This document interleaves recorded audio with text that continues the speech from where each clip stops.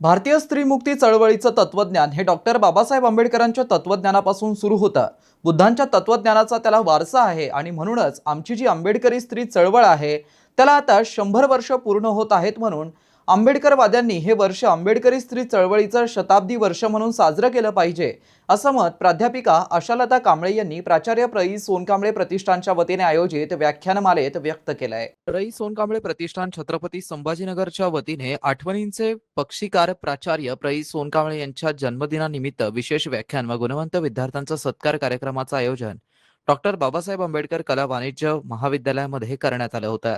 यावेळी प्राचार्य डॉक्टर मना वानखेडे, प्राचार्य प्र. सोनकांबळे, स्मृतिशेष उत्तमराव किसनराव खंडारे, स्मृतिशेष सुशील विनायक वानखेडे पुरस्कार वितरण सोहळा देखील मोठ्या उत्साहात पार पडला. यावेळी विचार मंचावर अध्यक्षस्थानी ज्येष्ठ साहित्यिक योगीराज बागुल हे होते, तर प्रख्यात आंबेडकरी कार्यकर्ता व लेखिका प्राध्यापिका आशालता कांबळे ह्या आंबेडकरी स्त्री चळवळीची शताब्दी वाटचाल या विषयावर आपले मत मांडण्यासाठी उपस्थित झाल्या होत्या. याबरोबरच विचार मंचावर प्राध्यापक डॉक्टर भन्ते सत्यपाल, प्राचार्य कमलाकर कांबळे, प्र. सोनकांबळे प्रतिष्ठानच्या अध्यक्षा कुमुदिनी सोनकांबळे यांची प्रमुख उपस्थिती होती. प्राचार्य प्र. सोनकांबळे पुरस्कार मराठी विषयामध्ये प्रथम आलेल्या लखन वानखेडे यांना प्रदान करण्यात आला, तर प्राचार्य मना वानखेडे पुरस्कार इंग्रजी विषयात प्रथम आलेला रोहित रेखा मधुकर वारे यास प्रदान करण्यात आला. समाजकार्य विषयातील सुशील विनायक वानखेडे पुरस्कार अंतरा आशा सतीश सोनटक्के हिला प्रदान करण्यात आला, तर स्मृतिशेष उत्तमराव किसनराव खंडारे पुरस्कार दीपाली प्रकाश मुंडे, माया खिल्लारे यांना प्रदान करण्यात आला. पुरस्काराचं स्वरूप रोख 5,000 रुपये, प्रमाणपत्र, स्मृतिचिन्ह आणि पुष्पगुच्छ असं होतं. याबरोबरच महेंद्र पैठणे, संतोष लोखंडे, सुनील खंडारे यांचा विविध विषयात उल्लेखनीय कामगिरी केल्याबद्दल उपस्थित मान्यवरांच्या हस्ते सत्कार करण्यात आला. कार्यक्रमाचं सूत्रसंचालन पंकज शिंदे यांनी केलं, तर आभार प्रदर्शन डॉक्टर चेतना सोनकांबळे यांनी केलं. सदर कार्यक्रमासाठी प्र. सोनकांबळे प्रतिष्ठानच्या वतीने डॉक्टर चेतना Sonkamble, doctor Prakash Kadam, doctor Ashwini Sonkamble, doctor पौर्णिमा सोनकांबळे, डॉक्टर प्रेषित सोनकांबळे, उसस्मी सोनकांबळे, शीतल सोनकांबळे, मनोज सोनकांबळे, आद्या सोनकांबळे, राजरत्न गायकवाड, डॉक्टर वैशाली घोडेराव, कल्पना कांबळे, ज्येष्ठ पत्रकार ससो खंडाळकर, प्राचार्य कमलाकर कांबळे, प्राचार्य नवनाथ गोरे, प्राचार्य गणेशराव सोनाळे, दैवत सावंत, हनी सोनकांबळे, अश्विनी मोरे, अनिता बोर्डे, मंजुश्री काळंगे यांच्यासह आयोजन समितीच्या वतीने सदर व्याख्यान कार्यक्रमासाठी परिश्रम घेऊन सदर कार्यक्रम यशस्वीरित्या पार पाडला. सोनकांबळे प्रतिष्ठानतर्फे मी मनपूर्वक आपल्या सगळ्यांचे या ठिकाणी आभार व्यक्त करते. सर्वप्रथम आजच्या कार्यक्रमाचे प्रमुख वक्ते, आंबेडकरी कार्यकर्ते, लेखिका, मुंबई येथील प्राध्यापक आशालताताई कांबळे यांचे मी विशेष आभार मानते, कारण त्यांनी आंबेडकरी स्त्री चळवळीची शताब्दी वाटचाल या विषयावर अत्यंत मोलाचे असे मार्गदर्शन केलेले आहे. वैज्ञानिक दृष्टिकोन महिलांमध्ये कसा रुजवला गेला पाहिजे, आईच्या कष्टातून घडलेले हे त्या पद्धतीचं मार्गदर्शन ताईने आम्हाला केलेलं आहे. त्याबद्दल असं प्रेरणादायी व्याख्यान या ठिकाणी प्रस्तुत केल्याबद्दल ताईंचे मनापासून मी आभार व्यक्त करते. कार्यक्रमाचे अध्यक्ष ज्येष्ठ साहित्यिक मुंबई येथील माननीय योगीराज बागुल सर यांचे मनपूर्वक आभार मी या ठिकाणी व्यक्त करते. आणि साहित्य हे बेबीच्या देठा मग मी बसला, बाबासाहेब आराम खुर्चीमध्ये पाठ अशी पाठीमागे करून बसलेला, पेपर टाईम्स वाचत असतात. मग मी बसले, मी बोलता बोलले, मी नेहमी बाबासाहेबांना डॉक्टर साहेब म्हणायचे. आणि बाबासाहेबांचा तुम्ही व्हिडिओ क्लिप बघा ना, काय त्याचे बाबासाहेबांचा तुम्ही मार्ग यू सी हा शब्द नेहमी वापरायचे, बोलताना नेहमी शब्द यू सी काय काही गोष्टी तर खूप विनोदाच्या भाग किस्तांनी सांगतो तुम्हाला. रिलॅक्स होऊन बसलेले होते ते आराम खुर्चीवर, आणि बोलता चहा घेताना मवी चिटणीस म्हणाले, डॉक्टर साहेब, तुमचा जो नवीन ग्रंथ आलेला आहे, what Congress and Gandhi have done to the unreachable, याच्यामुळे गांधी आणि काँग्रेस पूर्ण प्रचंड खवळलेलं आहे आणि अस्वस्थ आहे. बाबासाहेब रिलॅक्स होऊन बसलेले होते, एकदम पुढे झाले, काय म्हणतोस? अरे माझ्या नुसतं शब्दाने त्यांना ते इतके अस्वस्थ होताना त्यांना जर इतकी धाव पोचत असेल तर माझ्या समाजाला हे कसं सोसलं असेल.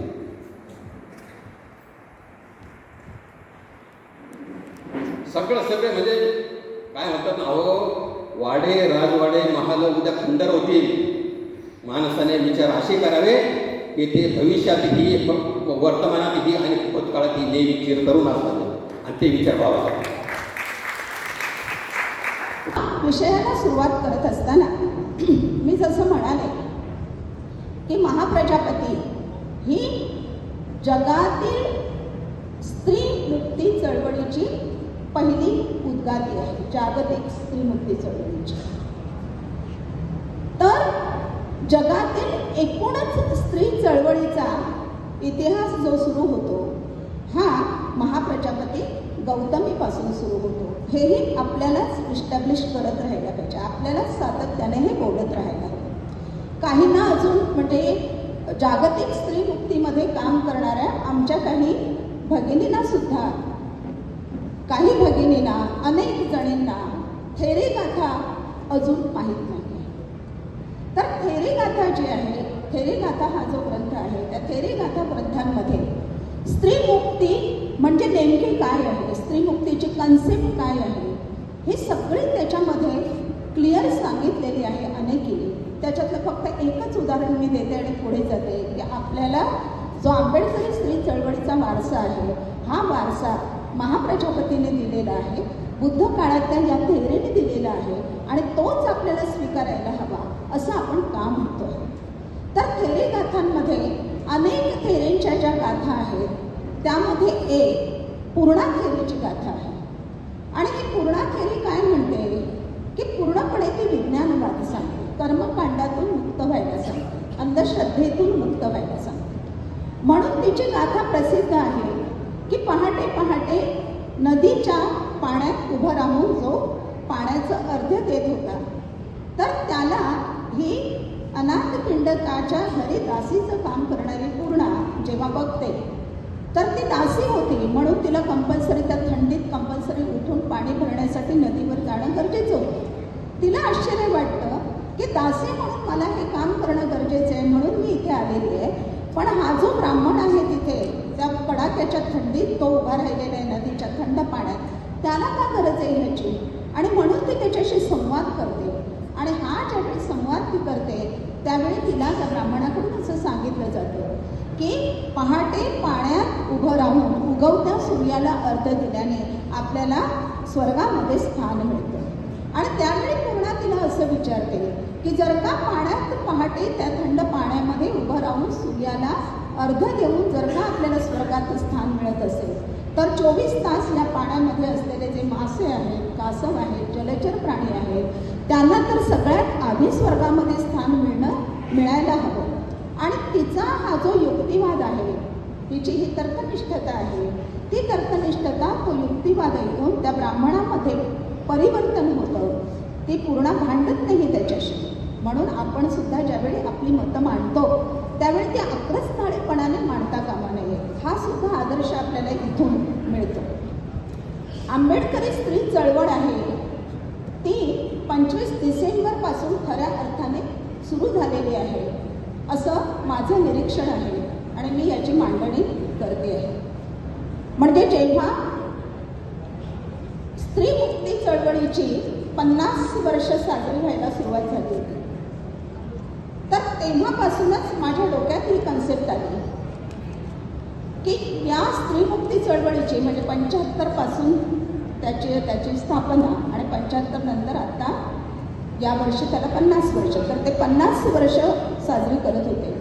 आणि त्यावेळी माझ्या मनामध्ये सातत्याने असं घोळत होतं की स्त्री मुक्ती चळवळीची 50 वर्ष साजरी करण्यामध्ये आपला सहभाग असू दे, आमचा होता पण सहभाग त्याच्यामध्ये, पण त्याहीपेक्षा आमची सगळ्यात जास्त जी नाळ जुळलेली आहे ती आंबेडकरी विचारांशी नाळ जुळलेली आहे.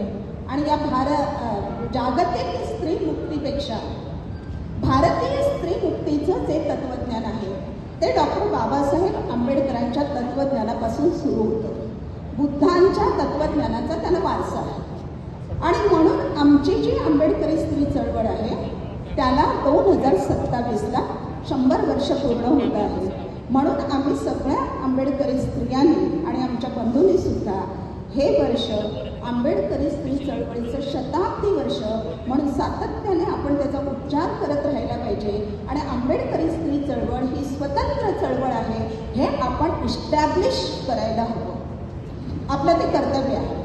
आणि म्हणून या विषयावर पहिल्यांदा मी बोलते आहे.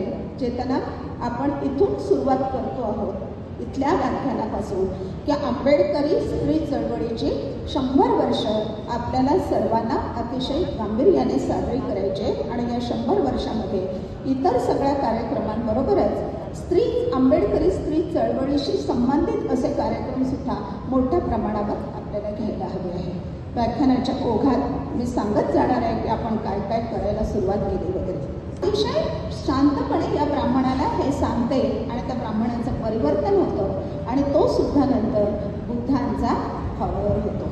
तर इथे ही पूर्णा जी आहे त्या पूर्णाच्या ह्या वाक्यामध्ये हा संदेश दिलेला आहे की तुम्ही जेव्हा धर्माने सांगितलेल्या या रूढी परंपरेतून तुम्ही जेव्हा मुक्त होता तेव्हा तुम्ही खऱ्या अर्थाने मुक्त होता. म्हणजे स्त्रीमुक्ती जी आहे, जागतिक स्त्रीमुक्तीची जी भाषा आहे, ही भाषा स्त्रीला पुरुषी वर्चस्वातून मुक्त होण्यासाठी आपल्याला सांगत असते किंवा तशा पद्धतीचे ती कार्यक्रम आखत असते. त्यांचा तो अजेंडा आहे त्या स्त्रीमुक्तीचा. पण आंबेडकरी स्त्रीमुक्तीचा जो अजेंडा आहे, हा आंबेडकरी स्त्रीमुक्तीच्या अजेंडामध्ये स्त्रीच्या गुलामीचं जे मूळ आहे धार्मिक गुलामी, त्या धार्मिक गुलामीतून मुक्त व्हायला ही आंबेडकरी स्त्री चळवळ सांगते. तर हा वारसा आपण या बुद्ध काळातल्या थेरी गाथांपासून घेतलेला आहे. अजून अशा अनेक गाथा आहेत त्याच्यामध्ये, पण आज आपला विषय काही थेरींवर बोलण्याचा विषय नाही आहे, म्हणून त्याच्यामध्ये मी जास्त खोलात शिरत नाही. यांना न्याय मिळाला पाहिजे या दृष्टीने तुमचं हे संशोधन महत्वाचं असेल आणि त्याचं पुस्तके नंतर आतकरे साहेबांनी काढतात. हेतू हा की प्रेमचं आत्मकथन पुणे विद्यापीठामध्ये लागलं अभ्यासक्रमाला सुरुवातीला, आणि पुणे विद्यापीठाच्या कुलसचिवांचं एक पत्र आम्हाला आलं की पुणे विद्यापीठातील आमचे प्राध्यापक जे आहेत त्यांना या पुस्तकातील शब्द समजत नाही आणि त्यामुळे 200 शब्दांची एक यादी त्यांनी प्रईला पाठवली. दरम्यानच्या काळात प्रईंकडे माझं जाणं येणं होतं. ही सगळी मुलं लहान होती त्या काळामध्ये, शाळेमध्ये वगैरे जात होते. आणि मग मी प्रई आम्ही बसून त्या शब्दांचे अर्थ तयार केले. 200 शब्दांचे अर्थ. प्रईंनी म्हटले, लकवा म्हटलं की पुण्यावाल्यांना लकवा कळत नव्हता. ते पॅरालिसिस वगैरे म्हटल्यावर मग कळायचं. आणि मग लकवा म्हणजे काय, मग त्याला मराठी शब्द, मग पुन्हा एक जमलं तर मग इंग्रजी. ती यादी करून त्यांना पुणे विद्यापीठाला आम्ही पाठवली. मग परीक्षा झाली त्याच्यावर. तेव्हा मराठवाड्यातली जी बोली भाषा आहे ती मराठीच आहे, पण एक वेगळी बोली आहे आणि या बोलीचा अभ्यास होणं अत्यंत आवश्यक होतं. आणि त्यामुळे प्रई सोनकांबळेंचं आठवणीचे पक्षी एक माइलस्टोन म्हणून दलित आत्मकथनामध्ये ते ठरलं. मित्रहो, हे करण्याचं कारण हे असं होतं की बलूत पहिलं की आठवणीचे पक्षी पहिलं असा काही वाद महाराष्ट्रामध्ये झाला. परंतु प्रई मिलिंदच्या नियतकालिकामधून लिहित होते, 63 पासून लिहित होते. पण प्रईचा स्वभाव पुस्तक छापण्याचा नव्हता. ते लिहित गेले, लोक वाचत गेले आणि त्यातला काही लेख दया पवारांनी वाचले आणि त्यांनी प्रतिष्ठानमध्ये लिहिलं की प्रईंची ही लेखमाला जर पूर्ण झाली आणि त्याचं पुस्तक आलं तर कदाचित मराठीमधलं ते अक्षर वाङ्मय ठरेल. खरे प्रईचं तिकडं काही लक्ष नव्हतं. दया पवारांनी बोलू तर पहिल्यांदा छापून आणलं आणि गैरसमज असा झाला की ते पहिलं आत्मकथन आहे. परंतु प्रवीणचं आठवणीचे पक्षी हे पहिलं आत्मकथन आहे. ते सिद्ध करण्यासाठी मला मिलिंदचे सर्व नियतकालिक हे कुठे मिळतील याच्या शोधात होतो. परंतु हे नियतकालिक मिलिंदच्या लायब्ररीमध्ये मिळाले नाही. त्यांनी असं सांगितलं की ते आता काही तुम्हाला मिळणार नाही. एक गठ्ठे बांधून आम्ही टाकले, तुम्हाला बघता आला तर पहा. त्या गठ्ठ्यामध्ये काही नव्हतं. शेवटी ल. बा. रायमाने सरांच्याकडे गेलो आणि सुरुवातीपासून ते शेवटपर्यंतचे सर्व अंक ल बा रायमाने सरांनी बाइंडिंग करून आपल्या घरामध्ये ठेवलेले होते. ते म्हणाले त्यांच्या स्वभावाप्रमाणे मी हे अंक चौकटीच्या बाहेर देणार नाही, कारण ते परत येणार नाही. आणि त्यामुळे तुम्ही एक काम करा, तुमचे तास कधी असतात? मी म्हणालो 3 वाजता संपतात. मग तुम्ही 3:30 वाजता माझ्या घरी यायचं आणि 7 वाजेपर्यंत बसायचं. एक खुर्ची, टेबल आणि रोज बाइंडिंग केलेला एक खंड तुम्हाला दिला जाईल. 12 खंड होते. तो तुम्हाला दिला जाईल आणि तुम्ही इथे बसून अभ्यास करा. झेरॉक्सची सोय त्या काळामध्ये नव्हती, असलं तर ते फार किचकट काम होतं. काहीतरी काळी पावडर टाकायची वगैरे वगैरे. आणि त्यामुळे मी ते महत्त्वाचं मला जे सोयीचं होतं, हे पहिलं आत्मकथन आहे सिद्ध करण्यासाठी, ते सगळं मी लिहून घेत गेलो. 1-1.5 तास झाला की ते चहा द्यायचे. अजून 1.5 तास झाला की चिवडा आणि चहा द्यायचे. असं दररोज 3:30 ते 7 असं लायमाने सराकडे आम्ही बसायचो. आणि मग ते संशोधन माझं पूर्ण झालं. डॉक्टर नागनाथ कोत्तापल्ले हे गाईड होते. मित्रांनो, ही बातमी तुम्हाला कशी वाटली आमच्या कमेंट बॉक्समध्ये प्रतिक्रियेच्या स्वरूपात नोंदवायला विसरू नका. अशाच बातम्या बघण्यासाठी आणि अपडेट राहण्यासाठी आमच्या YouTube चॅनलला सबस्क्राईब करायला विसरू नका. धन्यवाद.